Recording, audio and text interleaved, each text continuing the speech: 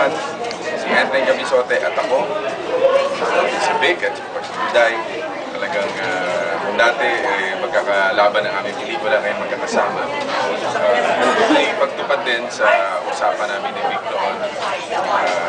After a year, magsasama kami muli. Kaya ito yung pelikula na yan.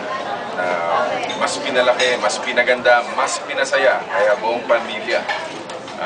Lalo na yan, with Juday pa. Kanina pinapanood ko yung behind the scenes. Marami pa palang mga nakakatawang eksena na hindi kasama sa trailer.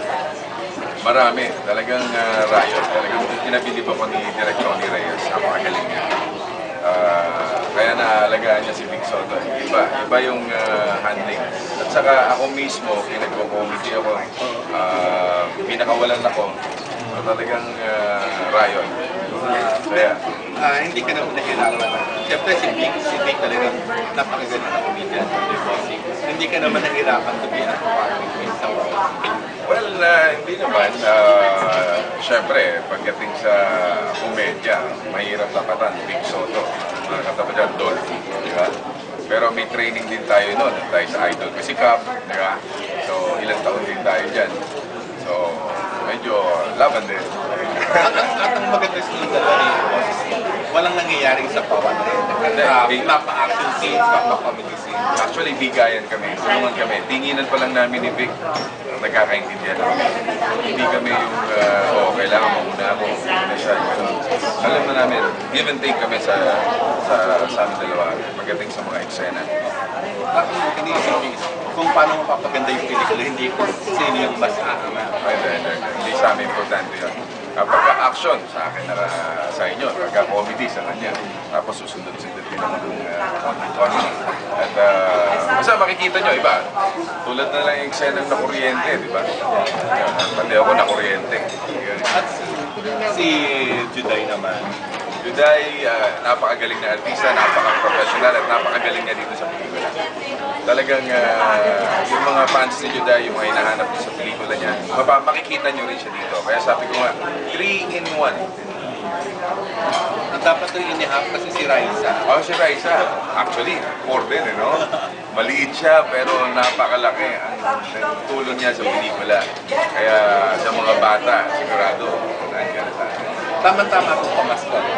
Talagang, yan ang goal namin ni Vic. Mabigyan natin ng regalo yung mga bata. Dahil Pasko sa mga bata, ng Gap Festival. Miskin nung nabubuhay pa siya ang Vic. Sabi, pag Pasko, talagang yung bata yan. Kaya itong pelikulang ito, pang bata, pang buong pamilya. At sa Christmas, tuloy pa rin yung tradition pag-iikot sa sinihan. Of course, every Christmas, saka nakaugalian na namin yan eh. Palagi kaming kalhok na pelikula, kami ni Vic. So every year, kung ano yung routine namin, ako, iikot sa sinihan. Kahit December 25, nagtatrabaho tayo, umiikot tayo para dalawin natin yung mga fans natin na nanonood ng pelikula. Kaya magkita-kita tayo sa sinihan. At so magiging busy pa itong Christmas na? Plans for Christmas yan. Iikot tayo sa sinihan. At of course, December 27, 28, dadalo naman ako sa Mindanao. Magdadala ng mga pelikula. So before New Year? Before New Year, nag-iipon na ako ng mga hingi tayo ng tulong sa mga kaibigan natin. Yun naman yung dadali natin pamasko sa mga salantalang bagyo na talagang alam natin na napakasigat na natin. Talagang tuwing may kalamidad naman, hindi ka naman talaga nabubuhay sa mga. Lalo na sa panahon ito, kailangan natin sila magabayan, suporta, tulungan. Masaya nga Pasko natin, yung ibang kababayan naman natin ay malungkot. Kaya yung may tutulong natin sa kanila, in our own little way, wala tayong tulong. Kaya ako sa mga nagtutulong ko ng mga madadalang. 3 days yun. Yeah.